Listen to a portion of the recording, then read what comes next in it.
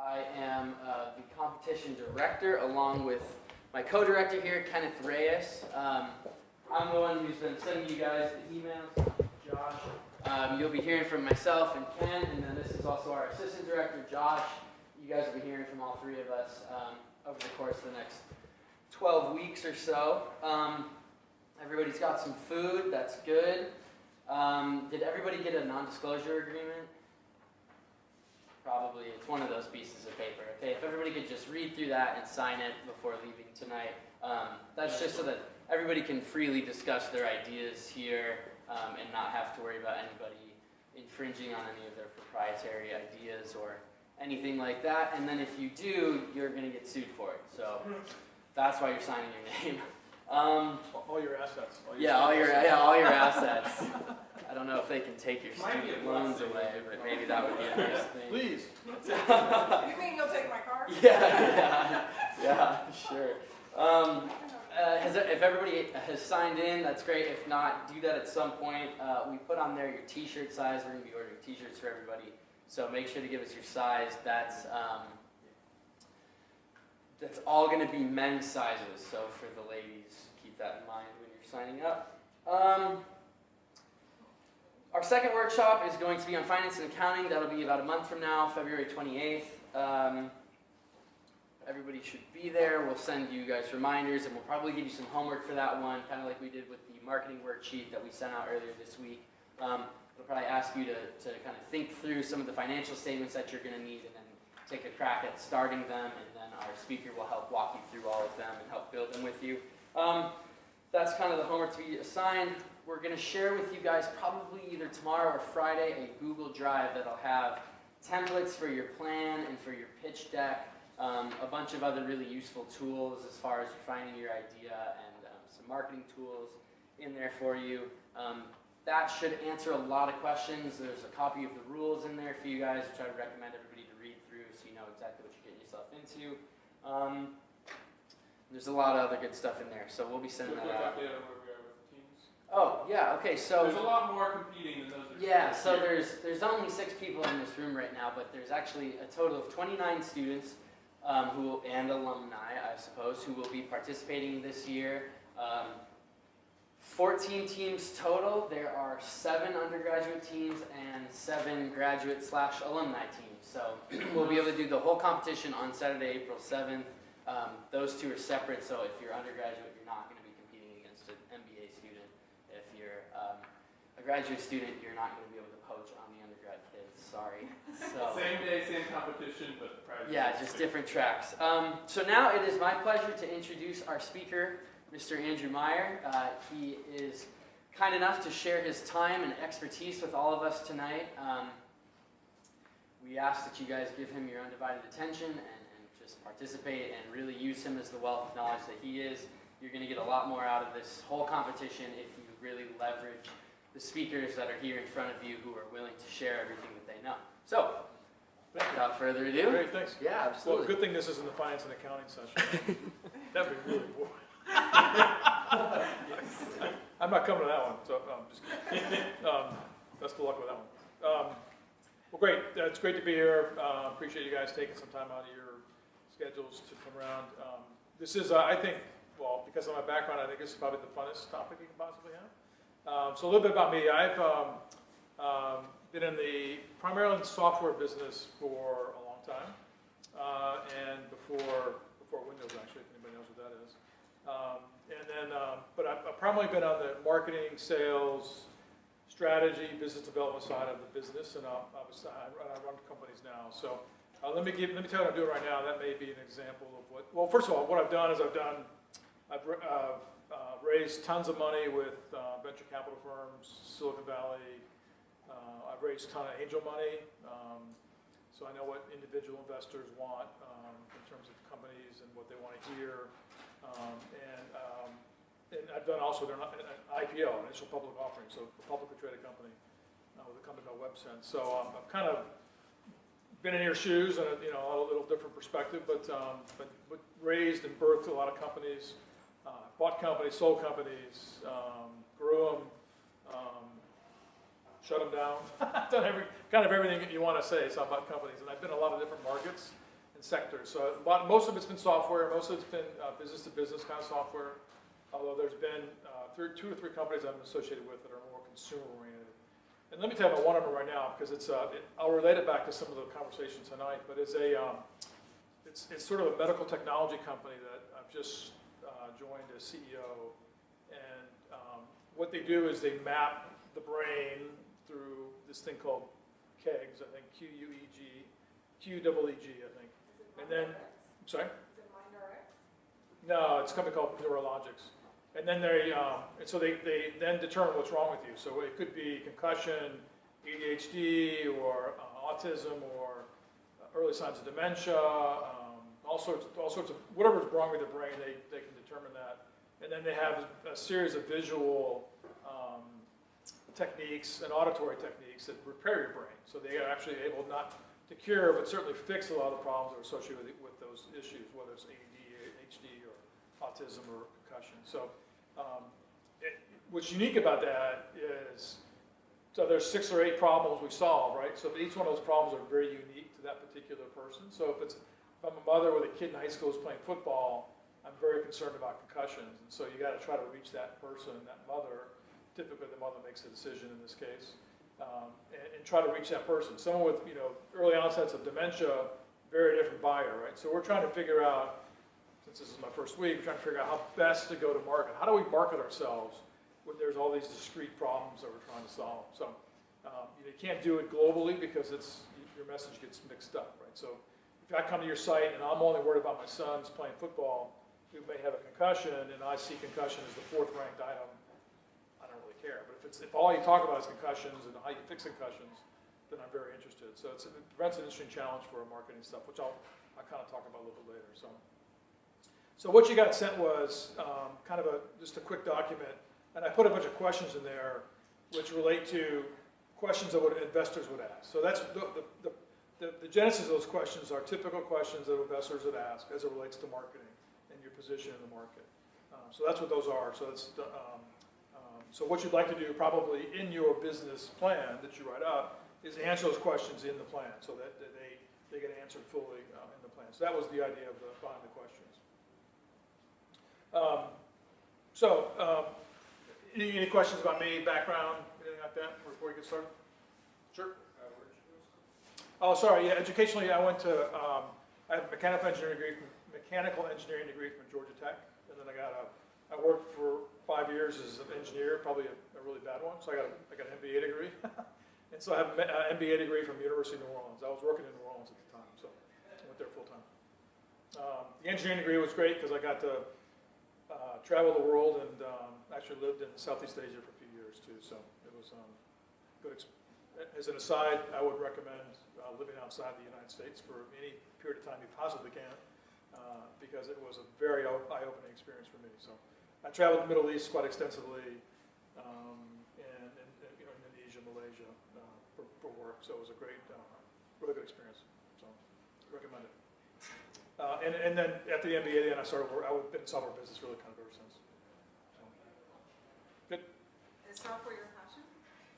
Well, it has been. Yeah, that's a good question because when I just joined this Neurologics company, I'm kind of tired of software, and I want to do something that's a little more impactful. Yeah. And so one of the founders of the company is a woman doctor that I've known. My wife and I have known for quite a while. She's been talking about this company, talking, and finally kind of came to agreement to come to join the company. So it's much more helping people with autism or ADHD or concussions, or seems like a lot cooler thing than software. So software was cool in the day, but it's not anymore. So it's still. So anyways, I'm looking forward to really working with that company. So good. All right, so, well, first of all, before I get started, could you just each one of you just give me a 5-second description of what your company is, or what your idea is? Want to start? If you feel like it. Yeah, go ahead. Okay, so, well, I mean, everyone's science book. Yeah, I'm going to write this down really quick. Yeah, I'm going to write this down. So this is kind of my kind of quick idea. I've been working with children for most of my life,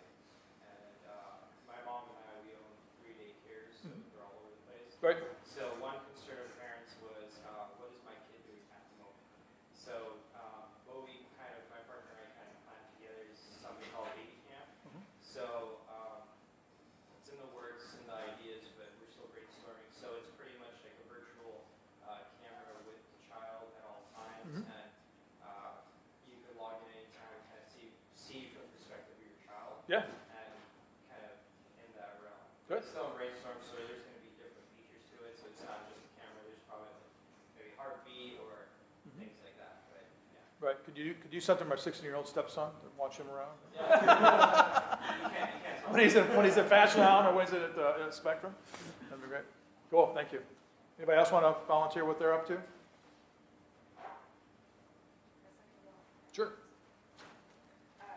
It was pretty ironic when you described that you were coming from neurologics and what your interest is. I'm here to try to solve a personal problem with those that are suffering or dealing with a mental illness at a Mhm. very young age, and being able to bring together different new technologies that are out there to help diagnose things such as brain mapping. Mhm. There's a lot of metabolic testing that's going on Sure. as well. So trying to find different solutions to solve that problem. Right, cool, very good, good, excellent. Anybody else want to just offer up what they're doing? I see we're doing like health, food, vegan, pescatarian kind of, not too sure of like the restaurant, but kind of the way of presenting it. We want to go along those lines there. Okay, so very much health conscious market to tap into that, and, okay, cool, very good, great. Well, I'll try to interject as much as possible, kind of examples to bring things to life a little bit. And I have a tendency to talk really fast, so if I do, and I miss something, let me know. But the first thing is, what do you do and why do you do it, right? That's the most important part. And I kind of break things in two sections. What, do you solve a problem, or do you create an opportunity, right, for someone? So, if someone has it, like my example, a concussion, that solves a problem, right? Or, if I'm going to provide maybe, I don't know, tax software, maybe that creates an opportunity because I can save you more money on your tax software. So you got to look at it in terms of you solve a problem, create an opportunity, and then be able to articulate that. By the way, this is probably the most fundamental piece of any kind of marketing strategy or marketing plan, because if you really need to know succinctly what you do, so you need to write it down in a sentence or two, what you do, and then everything else can come from there. But you got to really be able to be very concise about it. And so you got to describe your market. Such way. So let me give you and then you got to just define how big it is, right? So is it millions of dollars, billions of dollars, or in another angle, look at it. Are you going to expand the market or just take share away from anybody else? And so let me give you some examples of this, what I'm talking about. So if you look at, the addressable market,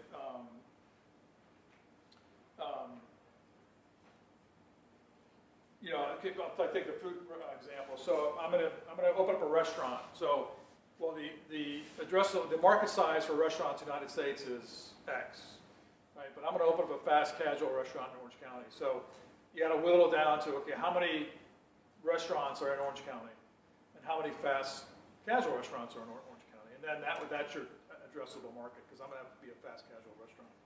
And so it's not just there are billions of restaurants in the United States. It's the exact, what are you trying to get? I'm a fast casual. I'm in Orange County. So therefore there are 100 of them or 200 of them. How many of them are there? You need to understand what's addressable in terms of what you're going to do. So that's kind of one way to look at how you define your market. And then I mentioned, are you expanding the market? I mean, an example there would be the coffee market. When Starbucks entered the market, the market was this big. Well, they made the market this big for coffee. So they gradually, really, really expanded the market. In fact, I'll tell you, I have a friend, I tell this story quite a bit. A friend who's a venture capital guy. So venture capital, they provide growth equity or growth capital to companies and fund them. Right? He's pretty much familiar with the VC, like a venture capital person. Okay.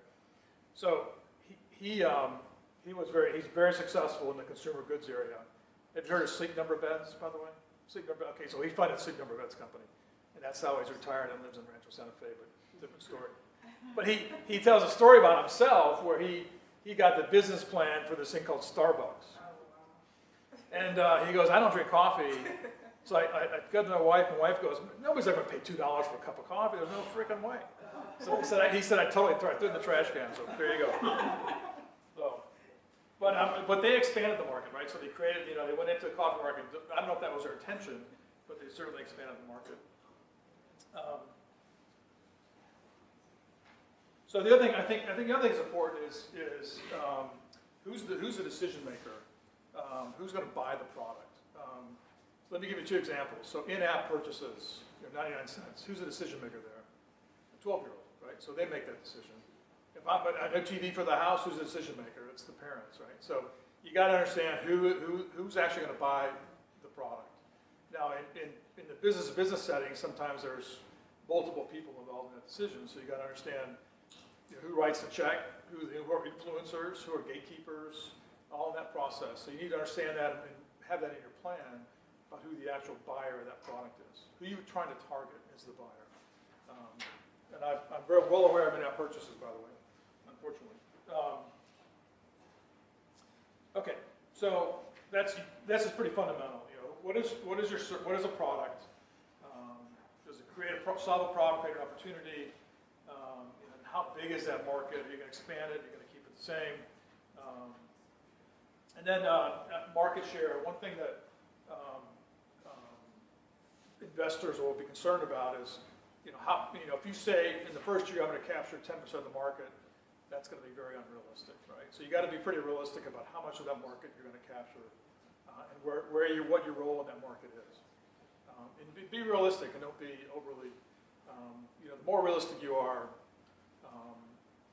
the better credibility you have in the business plan. Okay, make sense? And then therefore, once you define all that, then you're going to know, okay, what's the objective of marketing? So, if you look at marketing, is it to generate leads, sales? Is it to just do branding, or is it all some sort of combination of that? So, so leads are, if I use marketing to generate a lead, that means somebody says, hey, I'm interested, and then it gets turned over to a salesperson, or it gets turned over to some sort of process where they try to prosecute that deal and close that opportunity.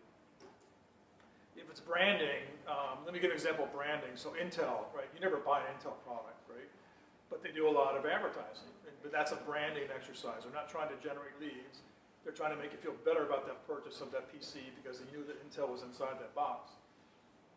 So that's the difference kind of between branding and lead generation, right? So in-app purchases or lead, that's a pure sale, right? That's just getting a sale. So how when you look at marketing, is it to sell, lead generate, or is it simply just a branding exercise? And it depends on your product. The more complex it is, the more it's going to be more branding versus lead generation.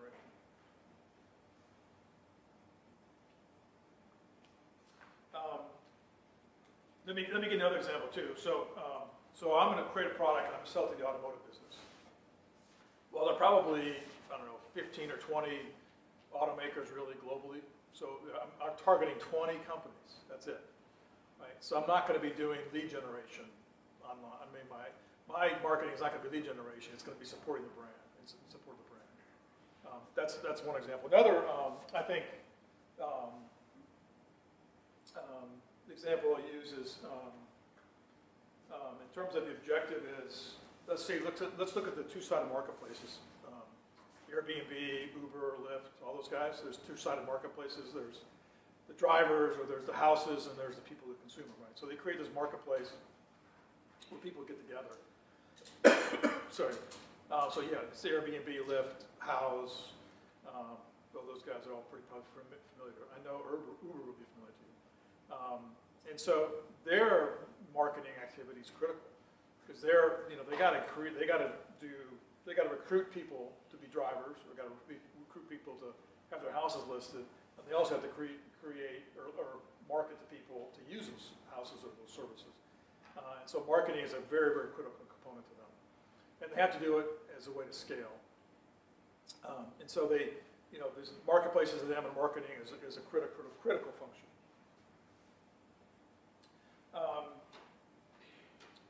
Consumer goods companies, marketing to them too is more of a branding exercise as opposed to a make it feel good exercise as opposed to a selling exercise. Unless, of course, it's an Amazon, something like that. But cookies or any kind of traditional consumer goods companies, very much a make you feel good about the purchase kind of thing. So think about what the objective of the marketing is to support your business, branding, sales, awareness, that kind of thing.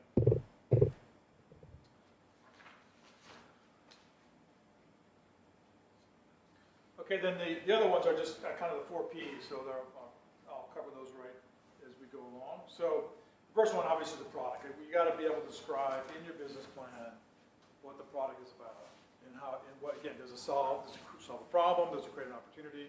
I tend to think of those things like that, opportunity or problem. And so what is the benefit? Does it save me time? Does it make me happy? Does it save me money on my vacation if I use Airbnb? What are the benefits to that by using that product and that service? And then what makes you different? What's the competitive advantage that you offer into the market? There may not be a really definitive competitive advantage. It could be price. That could be a kind of competitive advantage that you have. You're cheaper, or faster, or easier to purchase than someone else.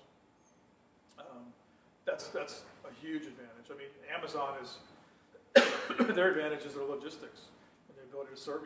It's shipping. It's why'd you run to the store to buy something? We can get it, directly from Amazon. Ma'am.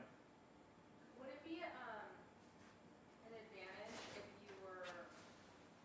Would it only be a competitive advantage if you were in a blue ocean? No.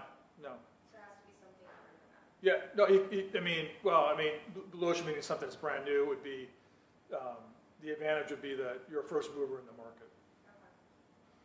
But if there's a car, you have a better car, then there's why is it a better car? You list the things. This is why we're better than someone else. Okay. A blue ocean would be you believe it's a huge market, and you'd be a first mover in that market. So that's the advantage. You'd be first. Thank you. Or one of the first. Okay. That's good. Does everybody know blue ocean, what she means when she says blue ocean? Okay, sorry. Blue ocean is a phrase to describe a brand new market. So I've got an idea that no one's ever thought of before, an iPhone, right? So when that first came out, that was a not really, because there was always smartphones, but think of it that way. Yeah. Sorry? An icon? Yeah, there you go. Yeah. Actually, there was real players before that, but kind of. I actually had a real player. It was 30 minutes of music. That was it.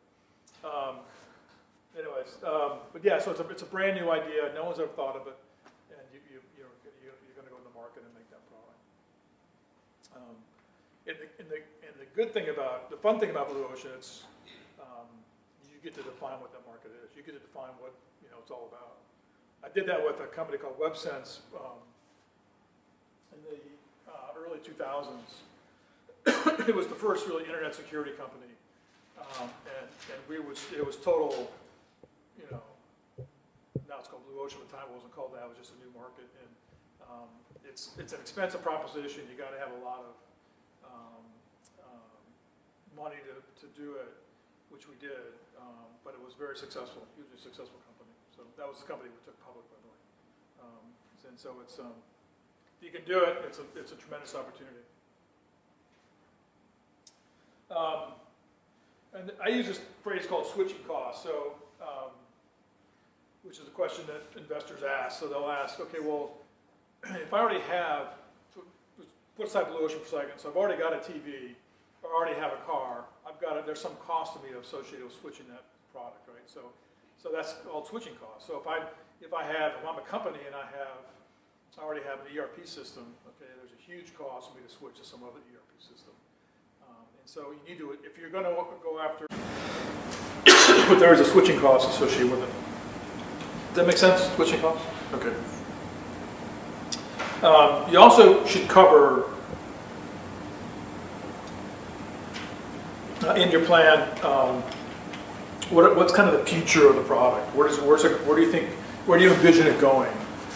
And, you know, like this year we're going to have version 1 or this product, next year the second product or the add-on, you know, and lay it out over a period of time. Doesn't have to be perfect, and the reason, but you need to think through what that strategy is of the product. And here's the reason why, is because the likelihood of your first product being successful may be pretty low, but the second one may be a home run.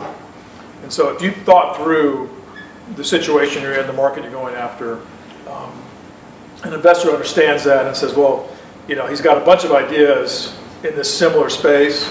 You know, if he's got 10, you know, 1 out of 10, that can really make it. That makes a big difference. If you're sort of single-threaded or only one product, only one iteration of that product, they get a little more nervous. So I would think through future iterations of your product. You know, I mean, going back to the, you know, maybe it's vegan. Next year it's vegan. For this year it's you know non-GMO or organic. Or next year's vegan. The year after that is plant-based. You know, something or other, right? So something like that. Excuse me.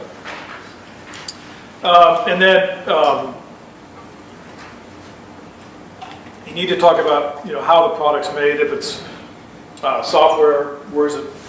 Are you outsourcing? You're hiring people. If it's a physical product, where is it going to get made? And oh, by the way, what happens if Costco carries it? How can you ramp? How can you scale the business to accommodate sales to Costco? So, you know, be prepared to, you know, answer questions about scalability of the product or service. I have a friend who brokers companies into Costco. And the biggest problem with that is he won't take on a company until he knows they can really scale. You know, he does, you know, remember the dino chickens at Costco? So like that's one of his lines. Tortillas is another line. It's like, he goes, tortilla business is like, you know, it's flour and water. It's like crazy. Anyways. But the biggest thing they're concerned about is, can you support the business? You know, if we put it in Costco, can you possibly scale with us? And so, if your product is suspect to, you know, that kind of, if it's a product kind of thing, you know, that's an issue. And so you probably should talk about where it's going to be manufactured, you know, who could manufacture it if it's a physical kind of thing. Obviously, you know, outsourcing to countries that can make that kind of stuff, it's electronic or whatever, you know. China is always a place where people outsource some of the manufacturing. So, and then obviously the software side, it's either internal or a lot of that is outsourced as well. By the way, that trend is reversing itself quite drastically in terms of outsourcing software development. The other thing that they're going to ask about on the product side too is about intellectual property. You know, do you have any sort of patents on this, or is it patentable? A use of funds, if I give you money, is to patent the product. That's a reasonable use of funds. Use of funds, it means if you can raise money, how are you going to spend that money? Besides giving yourself a fantastic salary and a corporate jet and all that kind of stuff. But how are you going to spend that money, right? So a reasonable use of funds, if your idea is patentable, is to get the patent secured. Patents are not cheap. They're probably, I would say, 30,000 at least. Depends on who you use. One thing I will coach you on is, you know, if your business gets serious, you know, you're kind of known by the people you work with. So if you work with your second cousin's friend's lawyer, who's a personal injury lawyer, is going to do your corporation documents, that's not a good idea, right? A lot of these law firms, big name law firms, have tremendous startup help, and you'll get that, I'm sure, in some of the other coaching, but take advantage of it. The same with, not so much with accounting, but lawyer, you know, your company formation, you know, how you're going to do stock, you know, just the structure of the company, very critical to do that properly. And of course, intellectual property too. And some firms don't do company formation and intellectual property. Intellectual property is pretty specialized, so might have to do, you know, an IP firm and then a general business firm at the same time. But the better the firm, the better the investor feels. I know it's weird, but if I say I'm using, you know, Cooley's a big tech firm, but if I'm using, John, personally John did my, corporation documents, and the investor's going to scratch their head and go, I'm not too sure about these documents, right? So they're going to be very concerned about that stuff. And so the investors are really concerned about big things, which you may not be concerned about. What is an LLC? Is it incorporated? I need to see the documents for if it's, either case, I need to see them. Excuse me. And so all those things you kind of take for granted, that's the documents they live and die by. So the better they're done, they'll serve you well in the future, even though it's an expensive item. And take advantage of the offers that the law firms have. So I'm trying to. There's some around. I just did some in San Diego. They're inexpensive, have good programs. So going to like LegalZoom would not be recommended if you're trying to work with no. I mean, you could do that to get started, but if you want to raise money, then that's probably not. They're gonna question that. So they may not, but I mean, certainly if you take professional money, not angel money, but take like venture money or someone from a fund, like if anybody have a problem with Tech Coast Angels, TCA. Okay, so TCA would want good documents, not LegalZoom documents. So the more professional the investor is, the better the docs need to be. And you got to think through the stock. I mean, how's it issued? You get founder shares. I'm sure is there a thing on legal formation and all that kind of stuff? Well, yeah, we'll have some tools provided. Okay. Yeah. Yeah, because there's option, things like, you're a founder, so you get founder shares, which are different class. And then you got to figure out, is there an option pool to give employees, and then, what's the valuation of the company? So if I invest in your company, what's the valuation?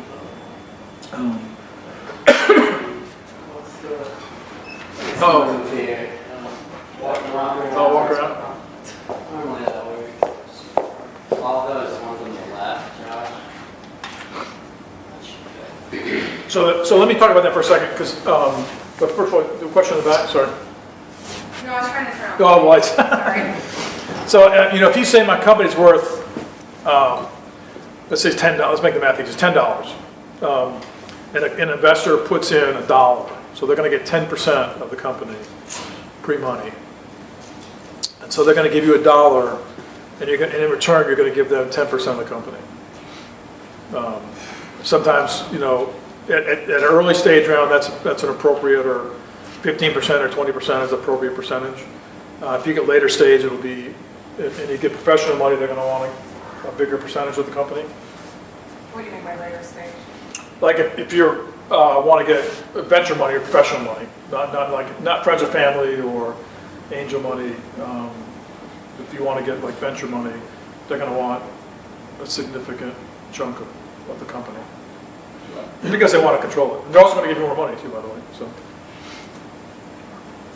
sorry, question? Okay. If you want to, in fact, I can talk more about that. That's an interest, but because I've raised money before, and they're finance people, they're sharks. Be careful. I'm talking about the venture people. Okay. So there's product and there's price.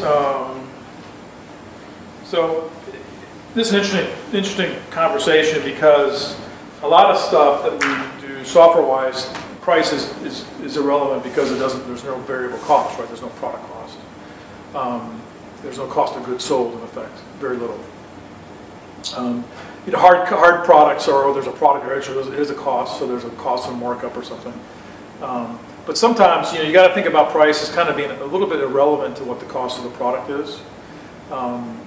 What position you want to be in the market. My favorite example always is Apple, right? So, what perception of Apple do you have? Is it high quality, right? Like, the best laptops or the best stuff, right?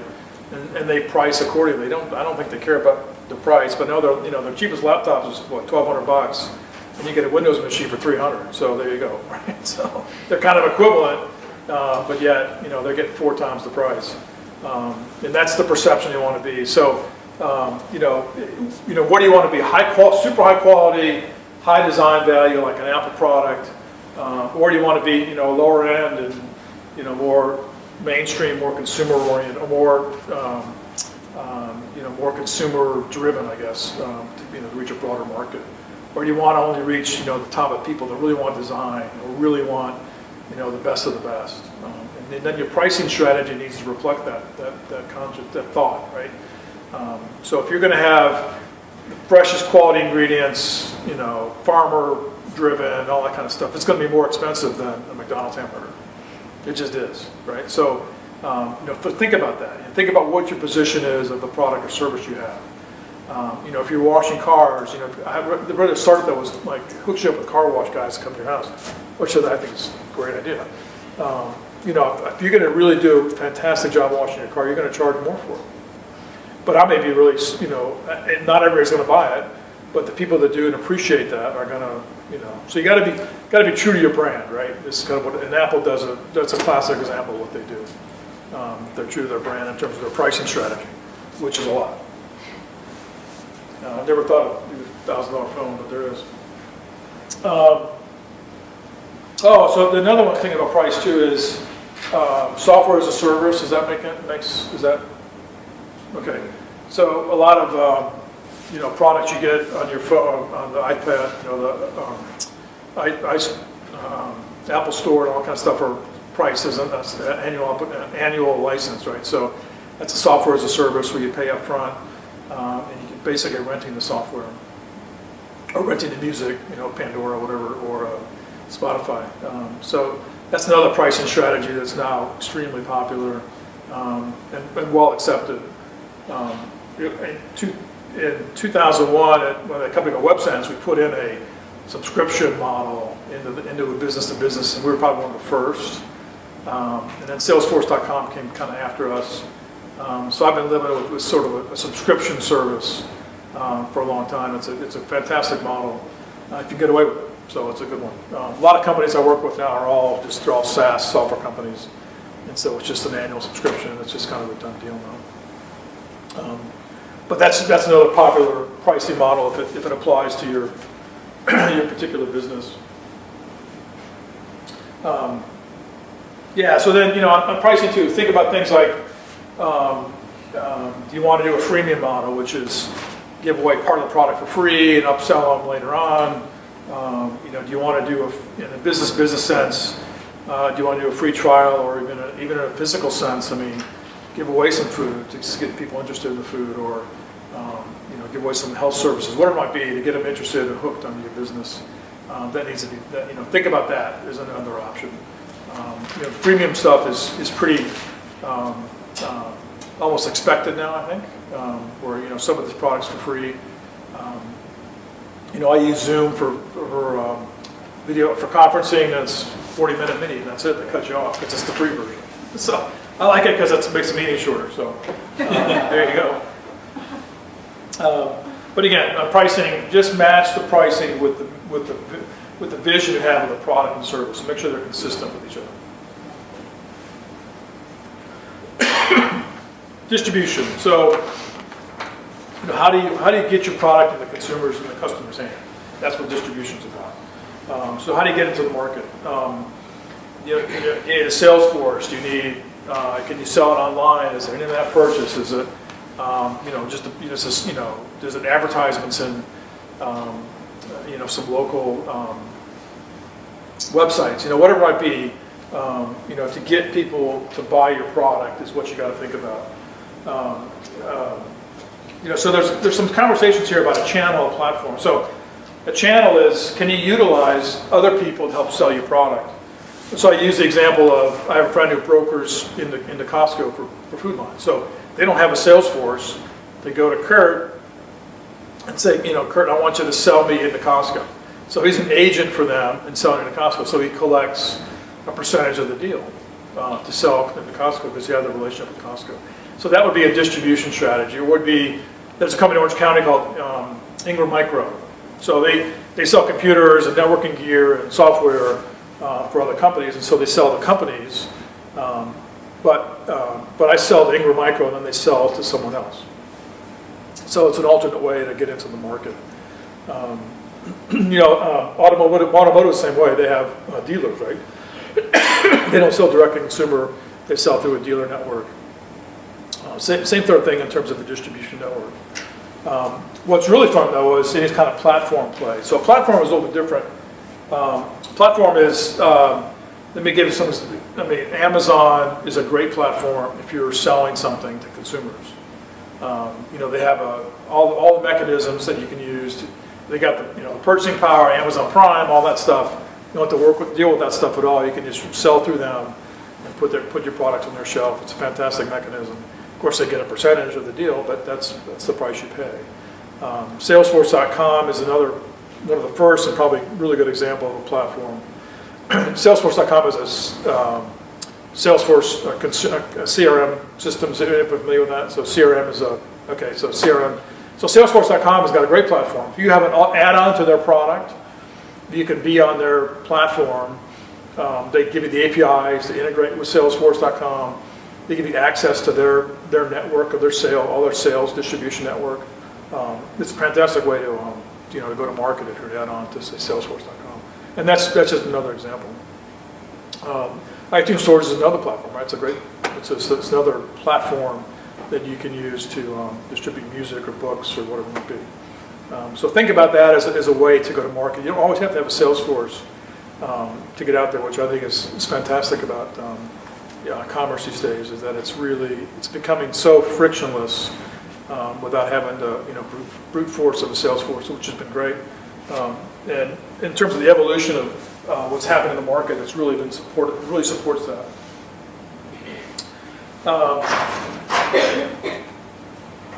Hi, excuse me? I'm so sorry to interrupt, but Phi Delta Epsilon is supposed to have this room at 7 o'clock.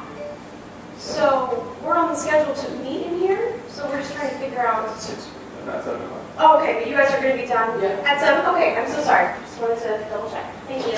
All right. I didn't double book. You didn't double book. All right. So if you do need salespeople, so just you need to articulate to an investor, how long the sales process is. It a month, 2 months, 3 months? How long do you anticipate it taking to sell your product or services? And then you can bake that into the financial model. So if it takes 3 months, you're not going to have a bunch of sales in the first month, right? It's going to have to take 3 months to work through the cycle and get it sold. So understand that, and the more you think it through, you may not have all the answers, but at least try to think it through how long it's going to take. And then I say projected path to a sale, but there is more in a B2B sense, but who gets involved in sales, in the buying process, right? So again, if I'm selling to a company and it costs $1 million, there's going to be a lot of people involved in that decision, right? So if I'm selling something that's $10, not many people are involved in that process. So understand your position, who you're selling to. The higher the ticket, the more people are involved in the process of deciding that. Sorry for all the questions. It's okay. We only have 11 minutes now. You have experience working with SaaS. Yeah. Do you know how long the sales process is for those type of companies, or how many customer touch points you have? Right. So it goes back to how many. Is it for individual? Is it for a department? Or is it for company wide? So that's if it's company wide. If I'm selling a SaaS product that's ERP, right? That's a long process. The CEO's involved, CFO's involved, that kind of thing. If it's to an individual in the company, a lot shorter. Okay.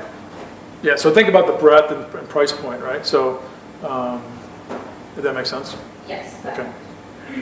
All right.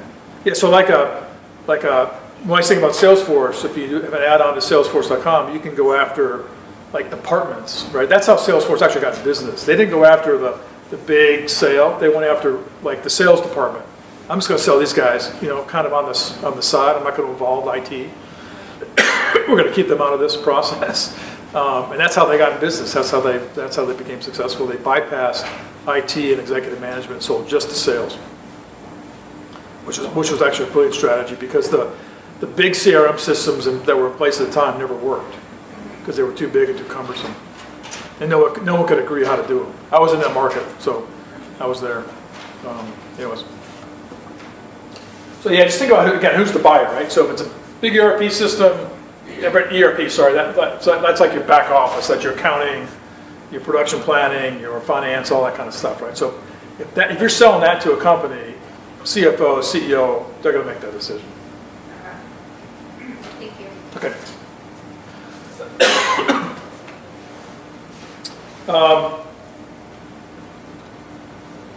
Yeah, I talked about, Costco is I find this Costco fascinating because, I think the average sale in there, I think is close to $300 when someone goes in there. It's close to $300. It just blows me away. I mean, and we're probably the average sale. I mean, when we go in there, but it's, who knew they'd be the biggest wine seller in the planet? There you go. So it's an interesting story. But if you get in there, again, it's a great way to go. Okay. And lastly, this promotion. So how do you let people know what you got and why and how good you are? This is what investors want to know about. How are you going to promote your product with less cost than anybody else and be very, very good at what you do? So how are you going to get it out there? How are you going to spread the word? It's interesting. A lot of business plans that I've done and do, where marketing is 150% of your revenue for the first couple of years, because you're over-investing in marketing to get a presence in the market, right? So you're selling $1 worth for that year, but you're spending $1.50 on marketing. This is why you need outside capital, right? Because you got to fund that. You got to fund that business. But you get a position in the market. So don't be afraid to have marketing be again more than actually the revenue of the product in the first few years. I would almost expect that. If I was an investor, to say you're only going to spend like 10% of the company on marketing, I'd say you're not going to be successful, because who the hell is going to know about you? You're not going to be a presence in the market. And then I think you really need to come up with what are the key messages that people want to hear that's going to cause them to do something. Right? What's going to cause me to act? What's going to cause me? I always say, it's like, okay, I know I have this problem in the back of my head. How am I going to get that problem to move to the front of my head and fix it, right?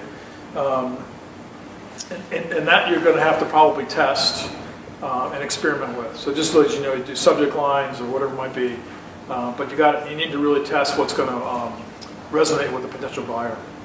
And what are those messages?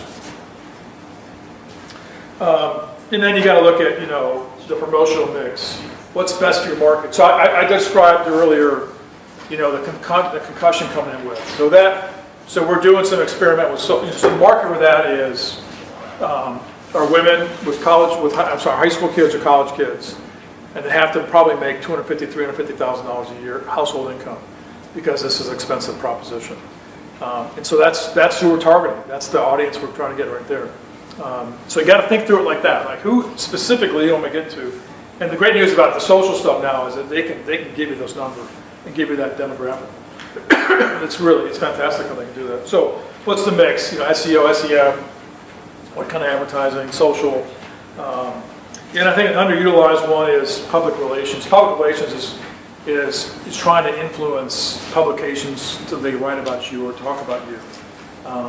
And it's a very cost-effective way to get the word out, especially if you're doing something that's really topical. Like we're doing concussions, right? And concussions and ADHD, that's super topical. And we've got, we're almost breaking into the NFL in terms of the concussion thing. That would be a huge thing, right? So that's done through public relations. So, and it builds into credibility with the market. So look for public relations as a way to do it. It's inexpensive, and it's an awesome mechanism. And then obviously you got to figure out what makes you different. My favorite, it's a print advertising campaign, but they're been to Oracle. Oracle's a software company.